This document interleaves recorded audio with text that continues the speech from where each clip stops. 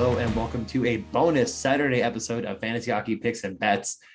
We're doing a bonus episode. We got 11 games, 10 on the main DFS slate. There's one afternoon game, but we're talking legal gambling in New York, mobile betting, all here Saturday, 9 a.m. I live in New York. I live in Buffalo, so I am freaking extremely excited. It's Christmas morning. I can't wait to actually be able to put a little bit more money in the game and do it legally and all on my own and not have to ask other people, hey, do you have interest in this bet? You live in the right state. Do you want to split this 50-50 or whatever we had to do in the past? I know a lot of New Yorkers that like to bet feel the same, and they know the struggle and the frustration and missing out on things and friends not answering you and all of that stuff. It's gone. It's over. We're live. It's here. I'm going to be just a note, I guess. I'm really talking only about DraftKings Sportsbook for the purposes of this show, but obviously shop the books. Let us know if I ever post anything and you find it elsewhere for a better bet, send it over. Let people know. For the purposes of this show, I'll just be using DraftKings Sportsbook. So we're going to get right into it because we have a lot to cover and I don't want to go too long. So the first game is Pittsburgh at Dallas. Pittsburgh minus 130. They seem to be winning night in and night out at the Stars. The Stars had a very, very long break, and they came back and won in a shootout 6-5. They let Florida back into the game here, but got it done anyways in the shootout. It's a great matchup. It's two pretty good teams. I think the over-under at 5.5, it feels low as far as like first glance.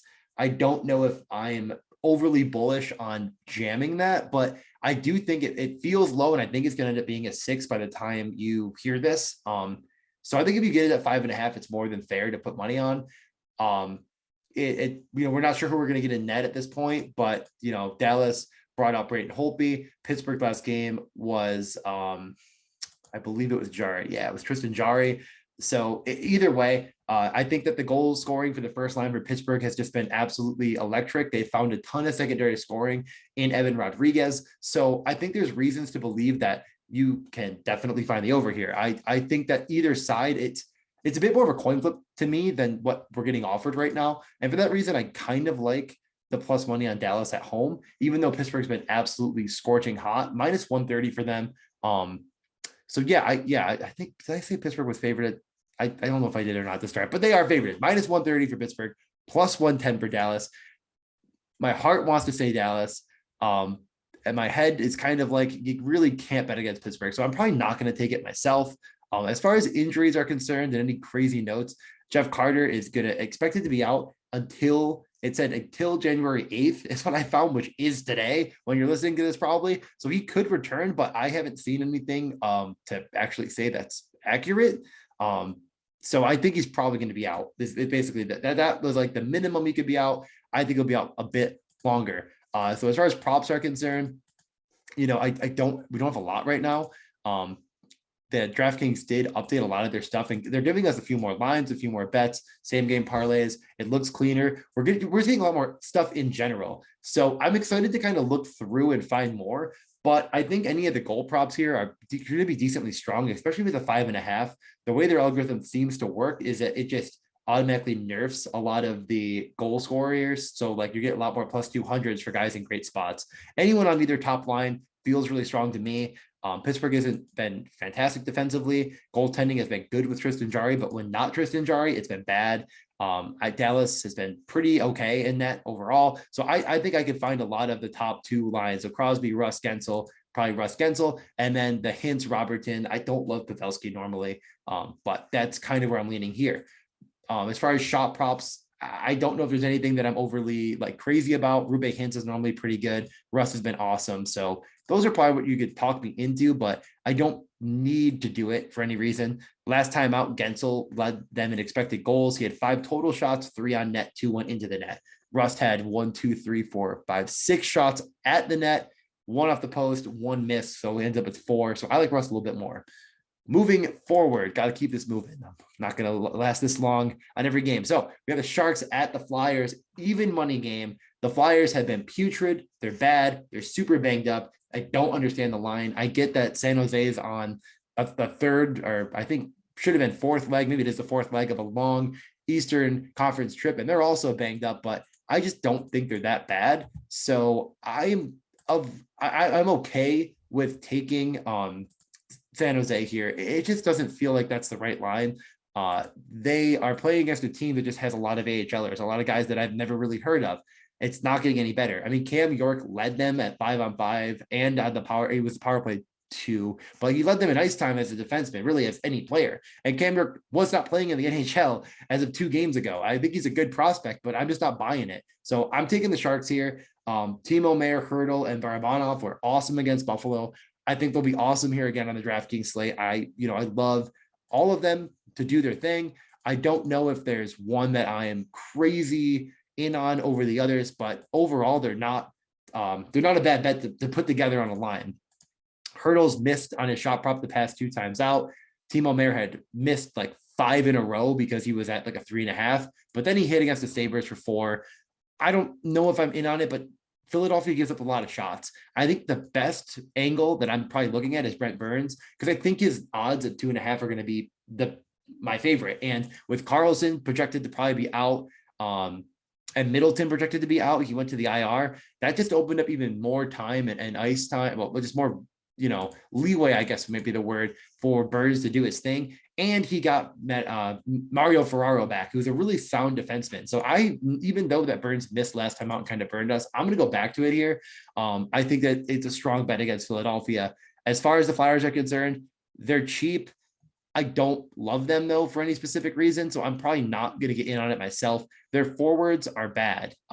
Without the power play run they got in that game, there really isn't anyone that would have done much of anything other than Cam Atkinson, who had 8 shots at net and missed 1 and had a couple blocked, but he ended up smashing. And then Keith Yandel had 5 shots blocked. That's just not going to happen often. He's really has been the best rate shooter on their power play. So in games where he gets a little more run, if you find him at 1.5, he feels like a really, really strong bet. He had 19 minutes and he's going to hit most nights on that.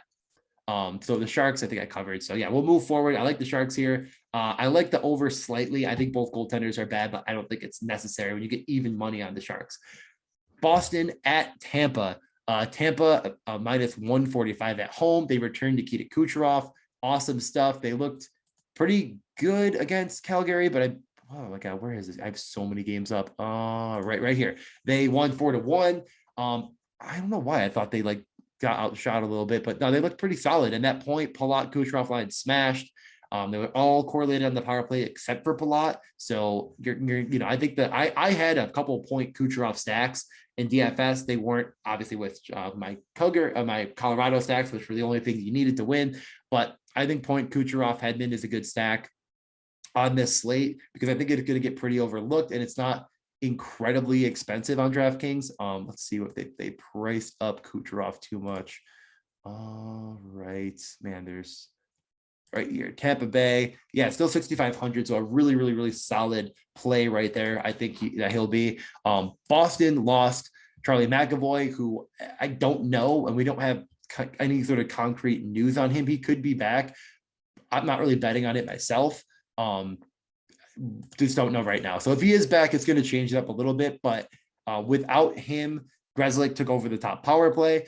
Carlo played the most minutes, and they ended up taking actually a lot of penalties against Minnesota, which kind of sunk them.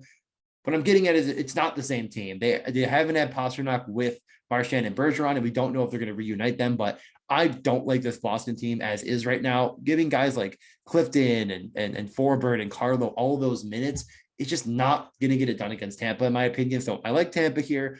I don't think that's too crazy to say. Minus 145 is a pretty solid bet. The under feels a little stronger than me. Boston just hasn't been finding the net quite enough. I think the under at plus 100 is fine. And the concern is that Boston's goaltending springs the leaks that it's had.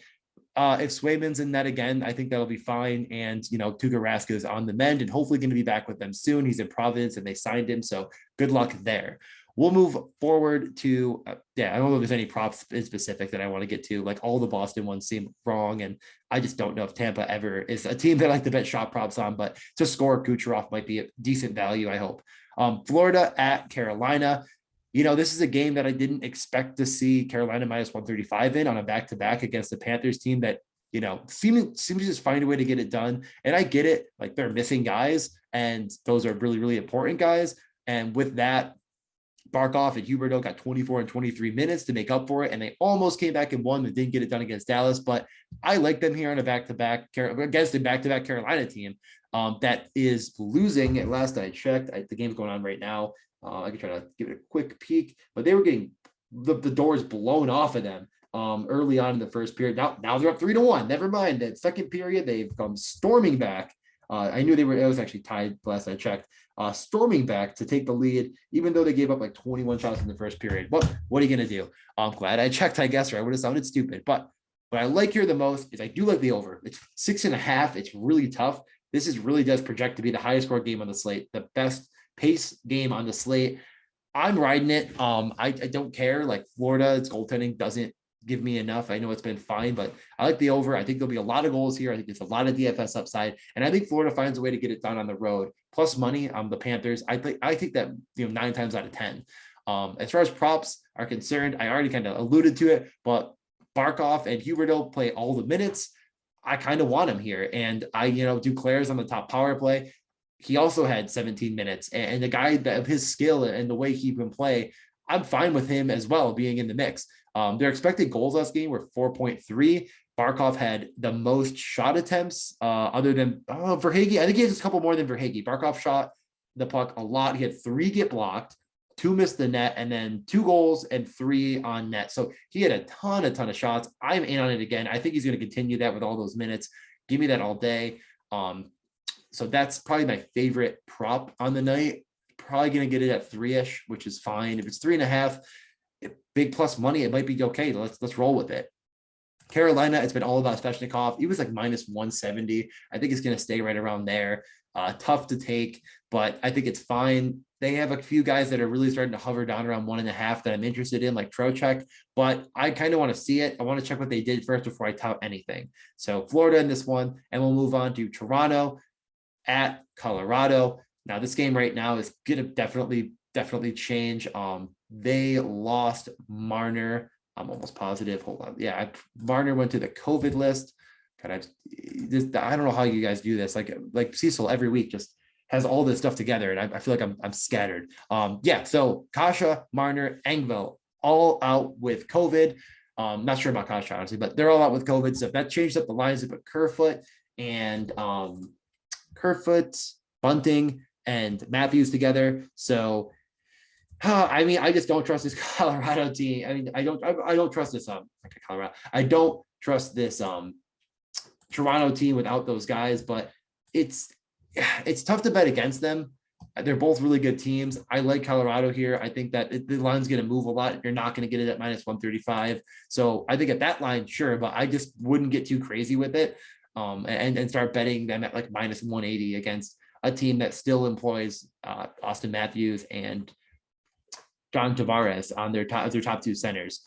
Nylander was with Mikheyev and Tavares, so that line's really solid. Most of their defensemen are in. Campbell should be in, so probably not going to bet this game. Minus 135 is fine, but not going to take anything else.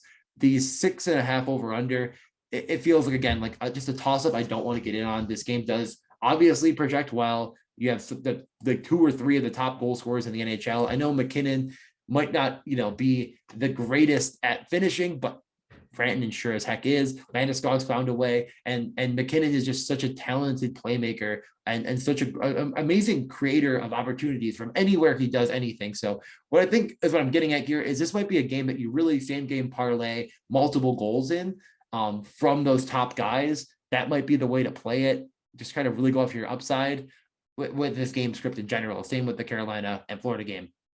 And then we'll move on to New Jersey at Columbus, a dead change. They both played each other last time in New Jersey. New Jersey won with Hughes, Brett, and Tatar dominated. They had 2 of the goals, and then Brett on the power play. The one caveat to playing Tatar again at probably somewhere around minimum salary is that he did not play on the top power play. He did get a little bit of run with those guys, but he's not in the top power play. For some reason, Bastian is whatever. Hopefully they change that, but I think he's the net front guy. I don't really love this game for any reason other than the goaltending's kind of bad. Jack Hughes has been one of my favorite bets. I was super high on him before. I'm still high on him. I love him as a player, prospect, all that stuff. Jesper Bratt, another good piece. Oliver Bjorkstrand was kind of a dud in this last match. He had 20 minutes and only one shot on net. Really did not expect that from him. With Roslovic and Voracek, I thought he was going to get a lot of shooting opportunity and just didn't. Patrick Laine played 24 minutes with Jenner and Nyquist, so he might really be a bit of a sneaky to score prop. 3 shots that were on net in the last game, and I just love his finishing ability in general. So he might be a little bit sneaky. I don't know if there's anyone that I'm thinking is like a crazy wild bet other than, like I said, Nathan Bastian did play the top power play, so he's a net front guy, so he might be like plus 500 to score. The goaltending's pretty bad. Whatever, why not? Next, Washington at Minnesota. The huge news here is Kirill Kaprizov is not going to play. That changed up their entire lineup. That put Zuccarello, Hartman, and Fiala. So Fiala kind of initially catapults into probably your top cash game play of the night. He's 4,500, back-to-back Washington team. A really good goal scorer that just has been kind of snake bitten for most of the year until his game before COVID break, and then the Winter Classic where he had 3 goals in 2 games. Before then, he'd been kind of the, man, can this guy not catch a break guy? Because he's been one of the better rate shooters in the league. He just hasn't gotten it done.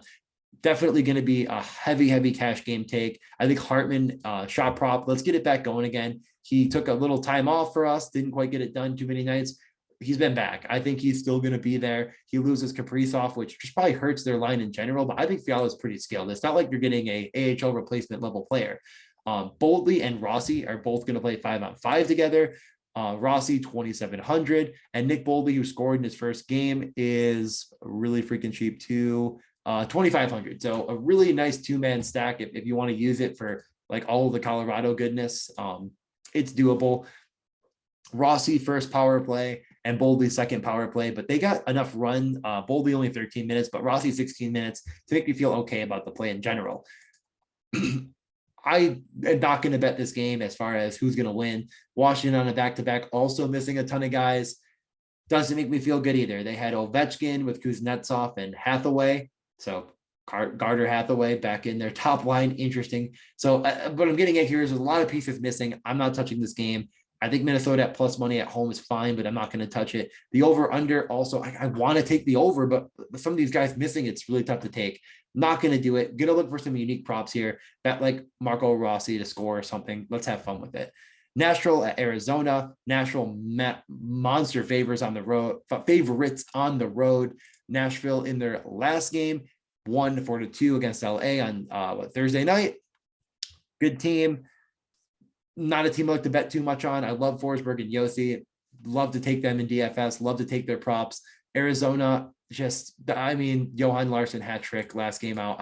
I don't know. Freaking, you got to be kidding me, but why not? Clayton Keller finally failed us on hitting his prop, but I could go back to it. Other than that, not a lot of interest here. The under feels like a good bet, under 6. I know Arizona's been scoring, but that's going to fall off at some point. And Nashville is just a sound defensive team. They probably won't have Saros, which is why I might be a little bit hesitant, but the under feels fine here. Plus 100 on Nashville to win by 1.5. Sure, why not?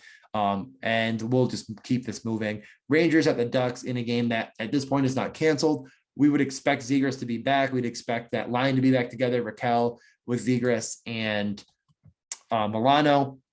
There's still a lot of guys that aren't probably going to play.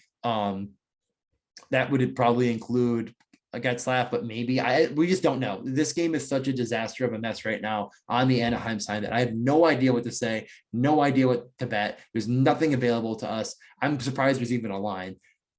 All that being said, if the Rangers and this game does get played and there's multiple guys missing and the Rangers are still minus 115, yeah, I'm going to jam that all night long.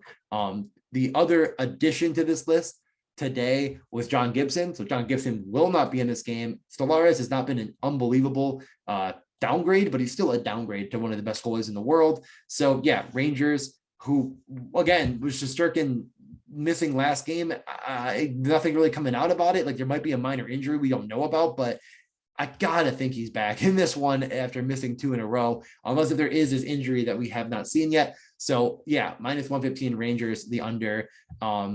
And, maybe a Kako goal again. Let's just get after it. Let's just keep it going and keep this moving. Chicago at Vegas. Vegas won. I was really kind of against Vegas going into this game, and then they ended up getting back Leonard and net. I think, did they get back Stone? They didn't get back Stone. Interesting. I think they're supposed to get back Stone for this game. I ended up kind of coming off that take and just kind of running with this game being sort of not a lot of interest. They beat the Rangers down 5-1. Georgiev didn't look great in net, so is what it is. Looking at this game, I think that it's pretty clearly that I think Vegas is probably the better team. I'm not sure if I'm like incredibly bullish on betting them at minus 230 without, Pacioretty and the boys, but whatever. I just not going to bet that. Give me the over 6 and I'll bet some goal props. I think Marchessault still has been one of the better players, like silently one of the best players in the league. So yeah, that just, it feels fine to me. He scored 2 goals last time out, so I'm sure it's not going to be very hidden. I think a lot of people are probably gonna be in on it. He didn't even rate as their highest expected goals player. Riley Smith did. But Marchessault probably the best bet there. This game's not a lot of interest. Wait, Marchessault did play? Oh my God, this has been a mess. This says he played, but this says he didn't play. I think he did play. I'm almost positive he played. Who did he play with? He played. Yeah, he totally played with Dadonov and Stephenson. Yeah, that's probably why Dadonov had the expected goals he did. So yeah, Markstrom did return and should be playing again. Couldn't imagine him not. Not going to bet anything in this game, probably at all, other than maybe Marchessault, but I kind of doubt this game probably is just going to be one that I'm not that interested in. The Chicago side, they were an absolute disaster with their lines. They changed them like 10 times. Kane, DeBrincat, and Taves got a lot of time together when they were losing. So if you think they're going to lose again, I would definitely consider the Kane DeBrincat stack because not many people are going to have it, but I'm not going to bet any of their props because they just kind of priced out of consideration for me. And then the final game, finally, right? Marathon here. Detroit at the Kings. Detroit did not play their last game because of COVID. They just didn't play. So we're looking at, again, it's funny because I really like the Kings in this game, but minus 150 feels a little bit much for me to want to be overly bullish on. We know what we're kind of getting from Detroit. They're a little bit healthier. The models that I use do like LA to have some goals here. I'm not sure if I'm going to bet much from this game in general.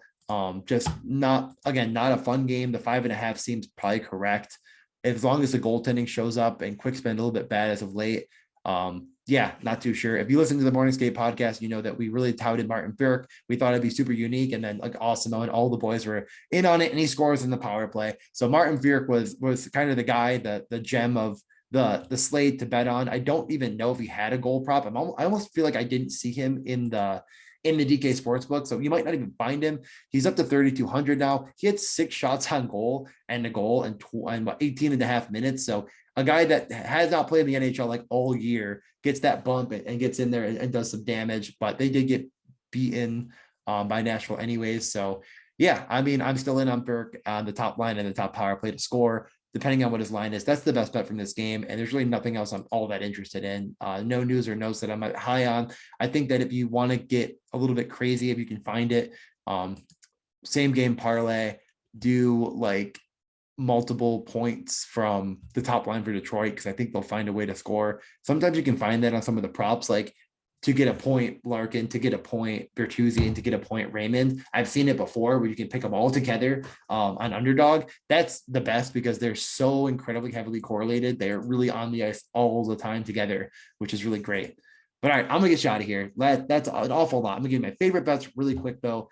I think that as far as over unders are concerned, I think that the Carolina Florida game is the one that I'm hoping to still get in on. And I'm hoping that even as it was at 6.5, it'll end up making it plus money on some sites that were not on DraftKings right now. It's minus 110, but I really do like it a lot. This game projects to be the best in many capacities.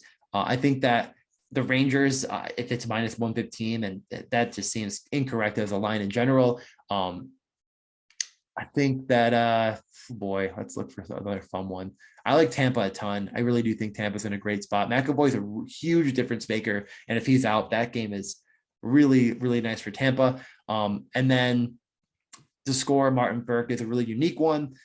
I mentioned so many things. Just listen back. I'm honestly losing my head. I haven't done a slate this big by myself. This is crazy. Congratulations to Cecil for doing this. He's awesome. Yeah, I'm not sure if there's really anything else I want to get to in general. I think I covered pretty much everything. But let me know. I'm going to be posting bets that I actually placed on my own tomorrow. Extremely exciting. If you're in the state of New York, enjoy it. Let me know what you think, comment, rate, review. And I also, as I mentioned last time, I might do a little more strategy around same game parlays. I am planning on doing that. I actually saw some YouTube comments. Thank you. Put some more out there and let's do it. I'm going to make a video for you guys and get you out of here because I went way longer than I probably should have, but enjoy the Saturday slate of action. Let's win a ton of money, and I'll post a bunch of props and parlays that I'm actually playing, and I can't freaking wait. See ya.